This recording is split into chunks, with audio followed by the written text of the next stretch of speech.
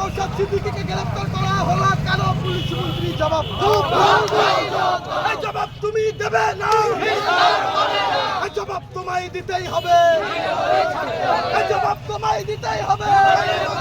আজকের এই মিছিল শান্তিপূর্ণ যে মিছিল আপনারা দেখতে পাচ্ছেন, ইন্ডিয়ান সেকুলার ফ্রন্টের চেয়ারম্যান পীরজাদা নওশাদ সিদ্দিকীকে আজকে মমতা ব্যানার্জির নির্দেশে যেভাবে কলকাতা মেট্রো চ্যানেলের সামনে থেকে তাকে ট্রেনে হিসেবে পিজন ভ্যানে তোলা হলো, তাই সেই পীরজাদা নওশাদ সিদ্দিকী ইন্ডিয়ান সেকুলার ফ্রন্টের চেয়ারম্যানের নিঃশর্ত মুক্তির দাবিতে আজকে ইন্ডিয়ান সেকুলার ফ্রন্ট আমডাঙ্গা বিধানসভা কমিটির পক্ষ থেকে আজকে আমরা আমডাঙ্গা বিডি অফিস থেকে কাছারি পর্যন্ত তার নিঃশর্ত মুক্তির দাবিতে শান্তিপূর্ণ মিছিল করছি। এই মিছিল আগামী দিনে আরো ভয়ঙ্কর রূপ নেবে যদি পীরজাদা নওশাদ সিদ্দিকীকে নিঃশর্তভাবে মুক্তি দেওয়া না হয়।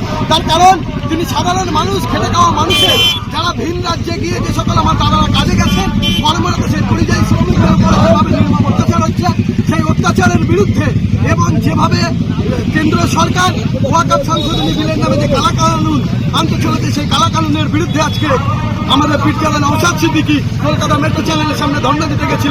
আজকে তার উপরে নির্মম ভাবে তাকে অত্যাচার করা হলো, তাকে আঘাত করা হলো। তার বুকের যন্ত্রণা অবস্থায় তিনি যখন ধর্ণা মঞ্চে পৌঁছতে গিয়েছিলেন, তখনও দেখলাম তাকে অত্যাচার করার পরেও তাকে আবার টেনে নিতে পিছন ভ্যানে তোলা হলো। এটা একটা লজ্জা, মমতা ব্যানার্জির লজ্জা, পুলিশ মন্ত্রীর লজ্জা, কালকেটা পুলিশ কালকেটা সিপির লজ্জা বলে আমরা মনে করি। তাই আজকে আমরা এই ধিক্কার মিছিল পালন করছি আমাদের চেয়ারম্যানের নিঃশর্ত মুক্তির দাবি। আমার দায়িত্ব, আমার নাম জুলফিকার মন্ডল, আমডাঙ্গা বিধানসভা আয়োজকের নেতৃত্ব।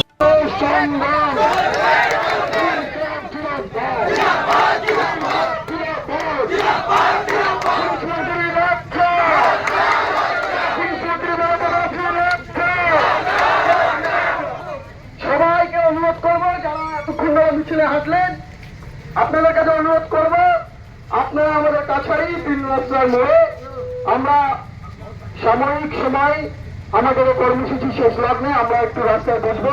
সেখানে আমাদের কিছু কথা আছে, তারপরে আমরা পুলিশ প্রশাসনের নির্দেশ মতো আমরা প্রশাসনকে সহযোগিতা করে আমরা আমাদের কর্মসূচি আমাদের দলের নির্দেশ মতো শেষ করে দেবো। আপনারা যারা আছেন পেট্রোল পুলিশ সাইডে 3 রাস্তার সোজাসুজি আপনারা সেখানে রাস্তায় প্রত্যেকে বসুন। যারা দলের নীতি আদর্শকে মান্যতা দেন তারা প্রত্যেকে বসবেন, এবং দলের যারা নীতি আদর্শকে মান্যতা দেন না আমরা প্রশাসনকে বলবো তাদের উপরে দায়িত্ব নিতে।